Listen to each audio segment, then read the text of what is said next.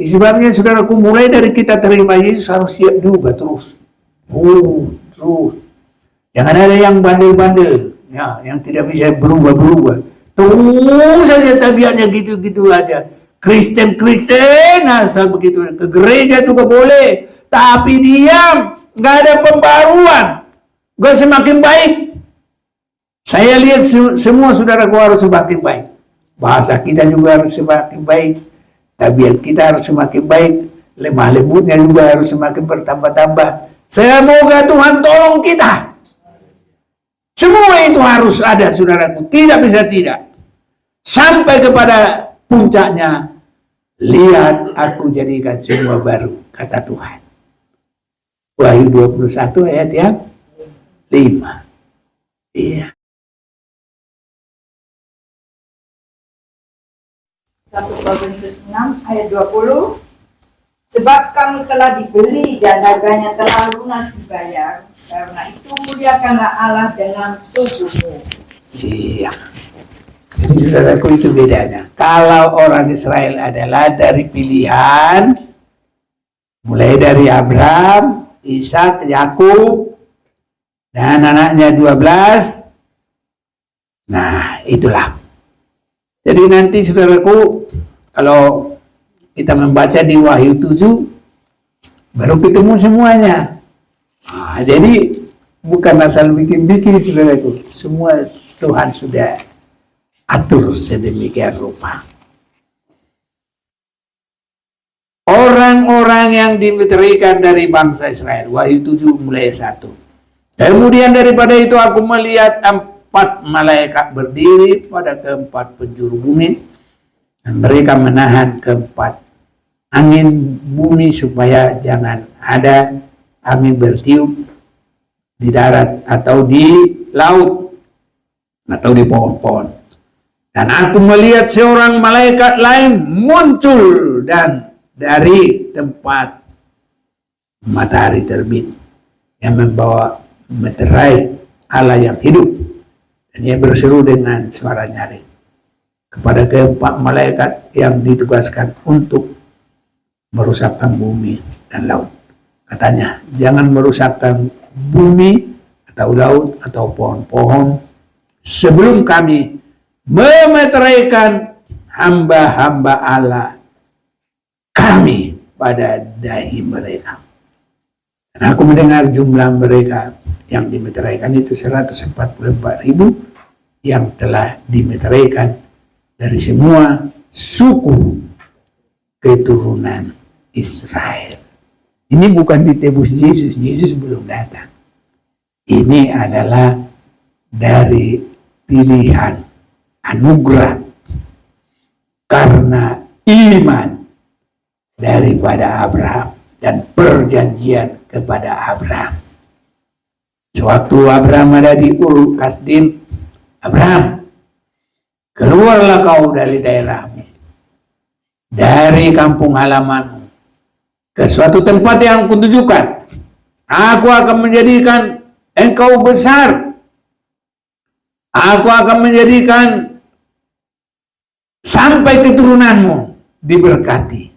Nah, ini saudaraku, baru dari suku Yehuda 12.000 yang dimeteraikan, dari suku Ruben 12.000, dari suku Gad 12.000, dari Aser 12.000, dari suku Naftali 12.000, dari suku Manase 12.000, dari suku Simeon 12.000, dari suku Lewi 12.000, dari suku Isasar 12.000, dari suku Siblon dari 12.000, dari suku Yusuf 12.000, dari suku Benyamin 12.000. Ini saudaraku adalah karena pilihan Tuhan. Ya. Semuanya di luar itu tidak ada yang lain. Jadi kita ini dulunya nggak bisa ngapa-ngapain, nggak bisa dapat apa-apa. Tapi puji Tuhan, di dalam Yesus kita bisa menerima yang sangat indah.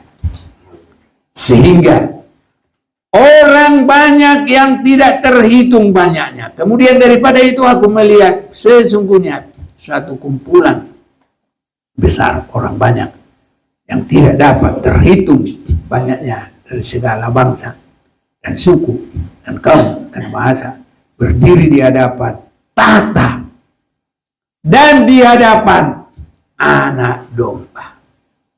Itu menunjuk Yesus Kristus yang berkorban. Dia Anak Domba Allah yang menebus kita. Jadi kedudukannya Israel itu sendiri, makanya Wahyu 7 ayat 1 sampai 8. Kalau kita 9 sampai selanjutnya, karena Anak Domba, karena darah Yesus, karena penebusan. Dan dengan suara nyaring mereka berseru, keselamatan bagi Allah kami yang duduk di atas tahta dan bagi Anak Domba. Ini saudaraku.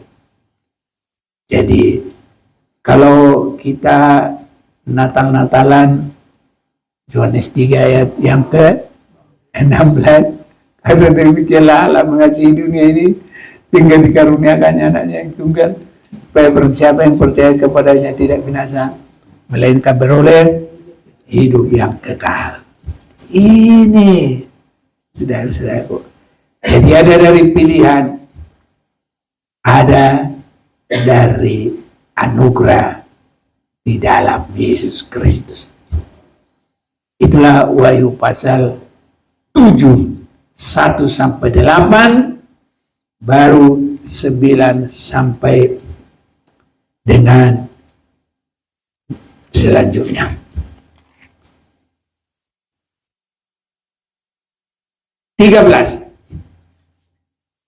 Dan seorang dari antara tua-tua itu berkata kepadaku, siapakah mereka yang memakai jubah putih itu? Dan dari manakah mereka datang? Maka kataku kepadanya, Tuanku, Tuhan mengetahuinya. Lalu ia berkata kepadaku, mereka ini adalah orang-orang yang keluar dari kesusahan yang besar. Dan mereka telah mencuci jubah mereka dan membuatnya putih di dalam darah Anak Domba. Inilah kesempatan bagi kita. Kita sangat bersyukur, saudaraku. Jadi ada dua kelompok tadi, 144.000, dan masih luar biasa karena darah Yesus tidak bisa terhitung. Haleluya. Kalau yang dari pilihan bisa dihitung berapa? 144.000. Ya. Tapi nanti ada lagi benar-benar pilihan dari yang tidak terhitung. 144.000 juga. Ada lagi. Ini. Jadi tinggal kita ini bersungguh-sungguhlah semua berlomba untuk maju dalam Tuhan. Ya. Kalau kita kebaktian itu bukan supaya Pak Manit dapat ini, bukan. Masing-masing kita ini semua. Supaya kita semua diberkati oleh Tuhan.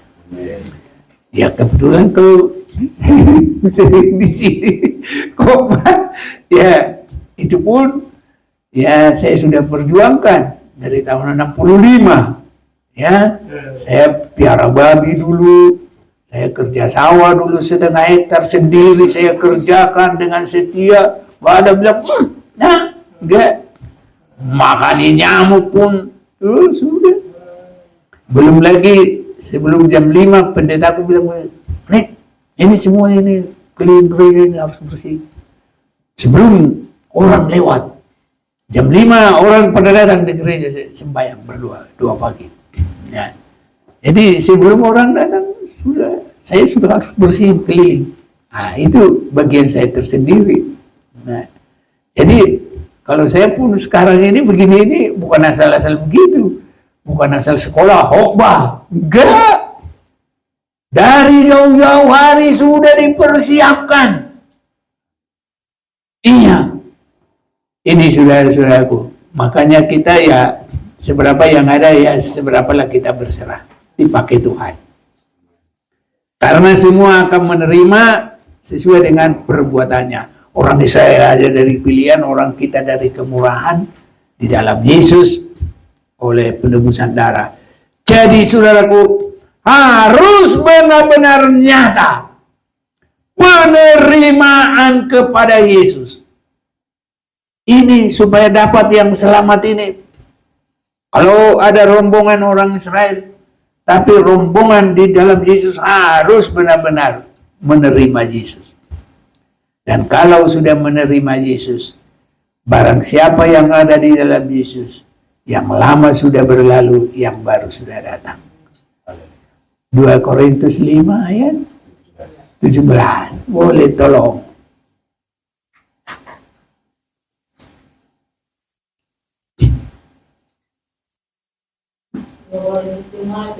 Ya. Jadi siapa yang ada di dalam Kristus, ia adalah ciptaan baru, yang lama sudah berlalu, sesungguhnya yang baru sudah datang. Inilah yang terpilih dalam perjanjian baru, saudara. Ini sebabnya kita ini harus semakin baik. Semua, bapak-bapak, ibu-ibu, pemuda-pemudi, sampai anak-anak semua. Makanya kita ada kebaktian umum, kebaktian kaum wanita, bikin kelebihan. Benarnya kaum bapak juga harus bikin juga ibadahnya. Muda-mudi ada, sekolah minggu ada. Supaya semuanya mengerti anugerah itu. Dan kita ini harus dari hari ke hari diperbaiki, saudaraku. Ini diperbaiki. Inilah orang yang terpilih dalam perjanjian baru. Dan nanti kalau melalui kitab Wahyu ini, saudara-saudaraku, harus sampai bisa satu, melalui pengoreksian Tuhan. Itu sebabnya khusus kitab Wahyu pasal 2, pasal 3 adalah koreksi kepada sidang jemaat.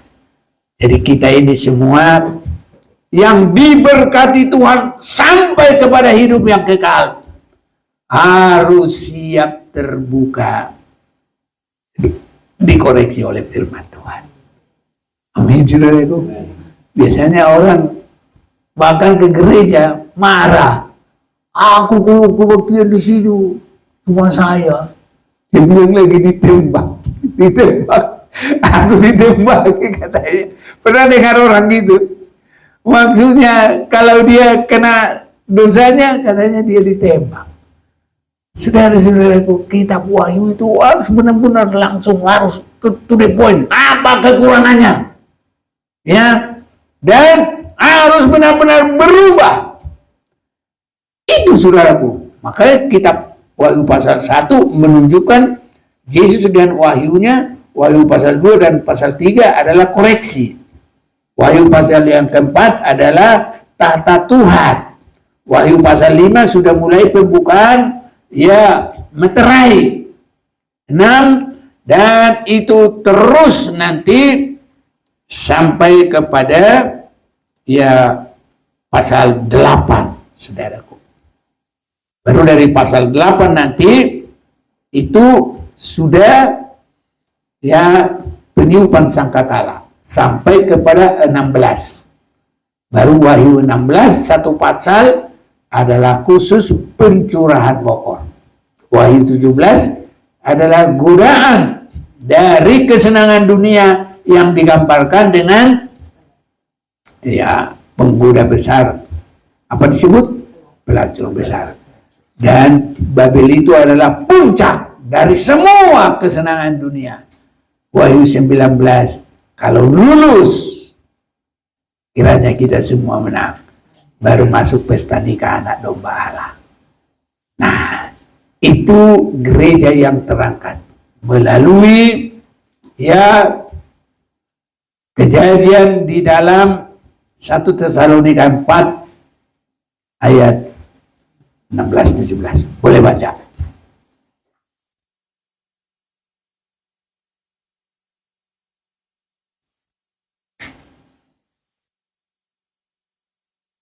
Boleh?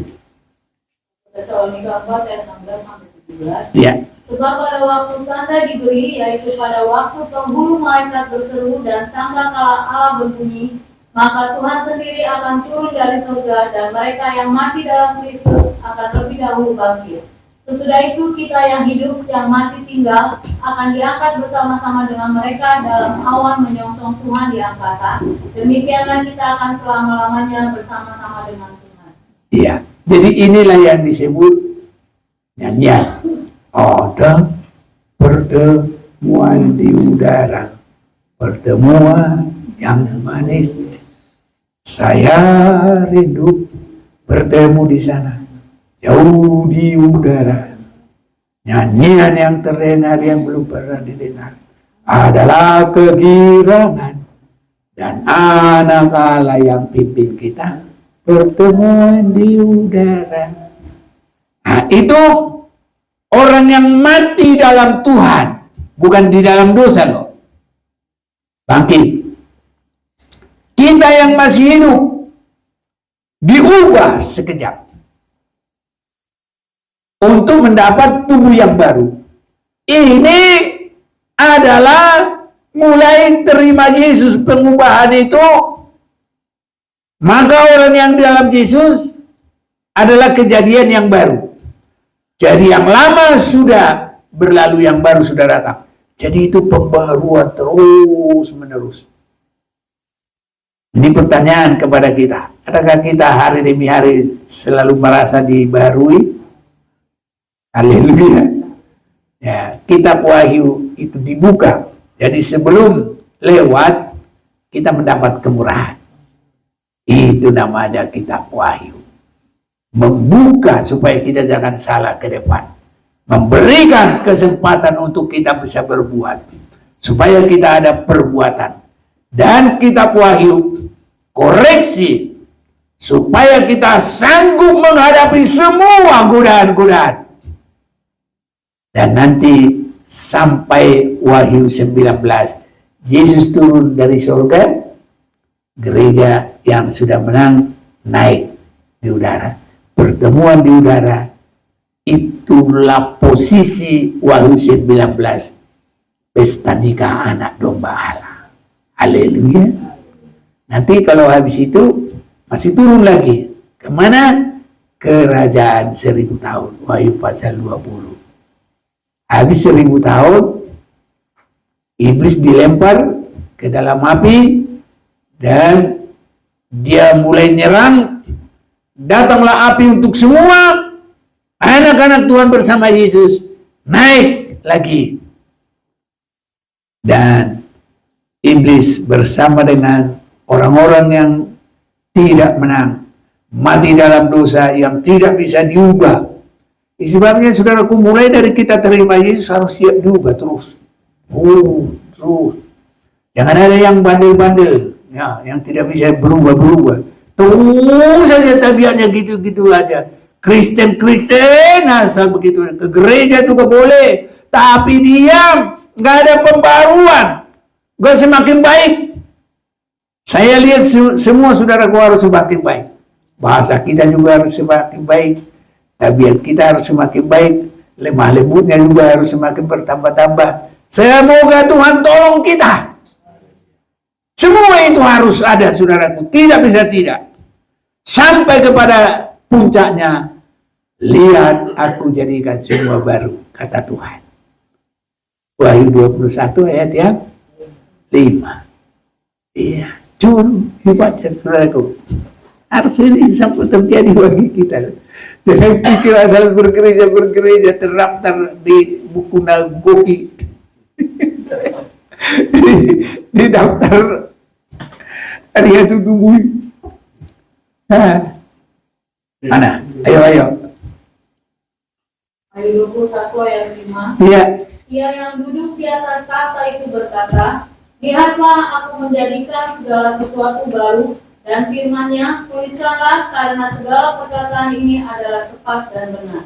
Jangan ada yang bilang begini, yang tua-tua aja yang sudah cepat mati. Jangan. Semua harus.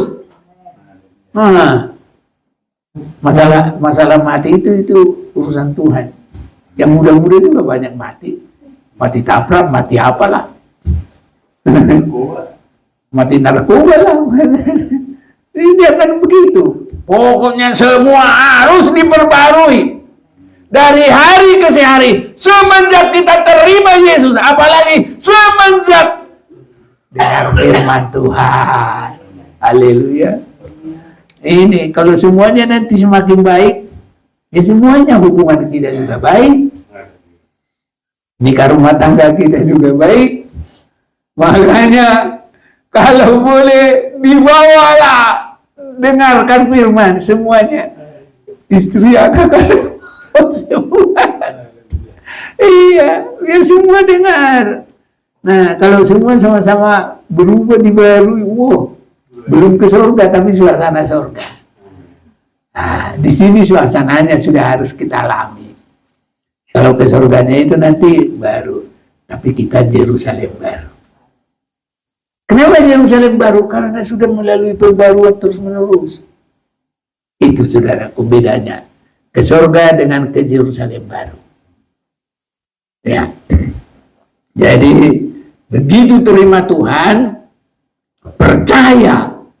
Bapak Ibu pemuda-pemudi sampai anak-anak sekolah minggu, makanya dibawa kebaktian sekolah minggu ya. Supaya ada pembaharuan. Itu nanti Tuhan katakan, lihat, aku jadikan semuanya baru. Iya, jadi diawali 2 Korintus 5 ayat 17, barang siapa yang ada dalam Kristus, dia adalah ciptaan baru, yang lama sudah berlalu, yang baru sudah datang. Nanti kalau pas masuk pintu Yerusalem baru, Yesus berkata, lihat, aku jadikan semuanya baru. Baru tempatnya itu bukan surga, tapi Yerusalem baru. Karena semua sudah pembaruan. Tidak ada sedikit pun yang usang, saudara-saudaraku. Nah, inilah. Saya perhatikan kalau surga itu pernah ditempati oleh Lucifer. Betul apa enggak? Benar. Iya.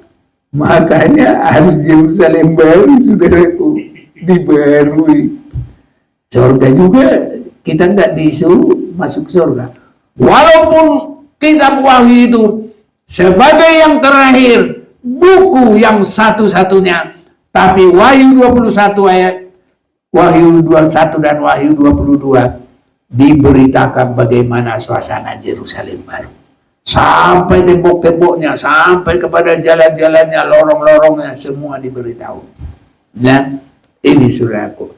Dan nanti kesitulah kita, Yerusalem baru. Dan saudara-saudaraku, namanya saja tadi bukan karena kotanya, kota yang di Kudus, yang di habis Demak, kan Kudus ya. Jadi di sini ya Wahyu 21 tadi. Lalu aku melihat langit yang baru dan bumi yang baru. Sebab langit yang pertama dan bumi yang pertama telah berlalu dan laut pun tidak ada lagi. Dan aku melihat kota yang kudus, Yerusalem baru, turun dari surga, dari Allah, yang berhias bagaikan pengantin perempuan yang berdandan untuk suaminya. Saya mau ayat 3 kita benar-benar baca bersama. 1, 2, 3. Lalu aku mendengar suara yang nyaring dari tahta itu berkata, lihatlah, kemah Allah ada di tengah-tengah manusia, dan ia akan diam bersama-sama dengan mereka. Mereka akan menjadi umatnya, dan ia akan menjadi Allah mereka. Inilah, kemah itu adalah tempatnya Tuhan. Bagaimana bangsa Israel dulu mengalami dilepaskan dari Mesir, dan mereka diberi kemah oleh Tuhan. Kemah pertemuan, tempat Allah dan manusia. Yerusalem baru adalah tempat Allah dan manusia. Itulah kemah kita, saudaraku. Sebabnya harus benar-benar di dalam Yesus. Dan di dalam Yesus adalah manusia baru. Yang lama sudah berlalu, yang baru sudah datang. Sebabnya semua kita berusaha berlomba. Apapun yang terjadi, apapun posisi kita, jangan lupa satu perjalanan kita adalah menuju Yerusalem baru. Tempat semuanya telah dibaharui dan tempat tidak ada sedikit pun dosa. Makanya disebut ayat 2, dan aku melihat kota yang kudus. Saya belum jumpa ada Jerusalem, surga yang kudus. Aku tidak pernah waktu. Tapi kalau kota kudus, Yerusalem baru, ada, saudaraku. Ya, itulah. Jadi lalu aku mendengar suara yang nyaring dari tahta itu berkata, lihatlah kemah Allah ada di tengah-tengah manusia dan dia akan diam bersama-sama dengan mereka. Mereka akan menjadi umatnya dan dia akan menjadi Allah mereka. Itu sebabnya, saudaraku, kita sangat mendapat rahmat kemurahan. Jadi wahyu itu dibuka, baik yang lama, baik yang akan datang, biar kita tidak salah arah. Biar kita boleh dipersiapkan masuk pintu Yerusalem baru. Biar kita bisa melewati semua kesulitan dari 3 kali 7 masa. Masa yang pertama adalah pembukaan meterai, 7 meterai. Dan yang kedua adalah peniupan 7 sangkakala. Dan yang ketiga adalah pencurahan 7 bokor. Itu sudah sampai Wahyu pasal yang ke-16. Ini, saudaraku, jadi kitab Wahyu ini membuka, kalau kita benar-benar suka dan terima di dalam hidup, jangan menolak, apapun yang akan terjadi kita pasti menang. Tuhan sudah tetapkan itu. Makanya dia bilang wahyu itu untuk disampaikan kepada hamba-hambanya. Jadi dalam 7 pembukaan meterai, ada di situ banyak kesulitan, ada perang, ada segala macam kesulitan. Dan di dalam peniupan sangkakala juga ada, di dalam pencurahan bokor juga ada. Baru sebagai yang terakhir disimpulkan Wahyu 17 yang harus kita hadapi. Tapi kalau kita sudah semakin terus bertumbuh dalam suasana menerima kitab Wahyu, maka kita menang, saudaraku, menghadapi godaan-godaan tarikan dunia yang hebat. Saking hebatnya diberikan sebagai pelacur besar. Mahir, saudaraku, untuk menggoda manusia. Dan yang sangat terakhir, kesenangan dunia itu. Itulah Babel yang besar. Dan Babel yang besar itu tidak hanya tertarik akan dunia ini lagi, sudah menjadi ikut alaknya iblis untuk melawan Allah. Jadi Babel itu artinya melawan Allah. Ya, ini saudara-saudaraku. Tapi kalau kita harus semakin taat, tunduk dan menyembah kepada Allah. Taat, tunduk dan menyembah kepada Allah. Kalau kita taat, saudaraku, kepada firman, hari-hari diperbaiki. Karena kita ini hari-hari diperbaiki. Jadi jangan bosan-bosan, saudaraku. Harus perhatikan Dan harus ingat, adakah saya hari-hari diperbaiki? Jangan kita lebih hebat makannya daripada diperbaiki. Kalau tidak makan, aku 1 hari ini belum makan, gitu. Coba dulu ngomong itu, aku 1 hari ini belum memperbaiki diri. Lah, kalau berani berkata begitu tiap hari, lebih dari makan, luar biasa baik. Haleluya. Tapi kalau makan, wah, setengah hari pun belum makan, aku belum makan. Langsung begitu, saudaraku, rame. Tapi kalau kita boleh berkata begitu, aku belum berubah, aku belum koreksi. Wow, luar biasa, saudaraku, kalau berani seperti begitu. Jadi, saudaraku, nanti seperti bangsa Israel bisa keluar dari kesulitan di Mesir dan mendapat tanah Israel. Kalau kita, saudara-saudaraku, apapun yang terjadi ini nanti, karena sekarang dunia kita ini tidak semakin baik loh. Makanya yang terjadi sekarang hanya kekurangan. Negara-negara punya utang banyak-banyak. Oh, begitu, saudaraku.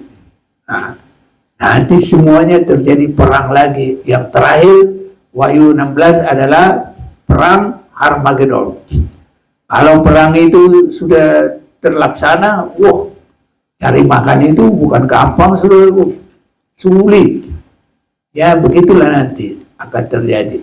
Itu sebabnya susunan daripada Alkitab itu saya lihat sebagai pencurahan bokor yang terakhir itu dalam, coba dulu baca dulu ya, Wahyu 16 ayat 16. Kayak ingat saya begitu. Saya biar ingat begitu saya caranya.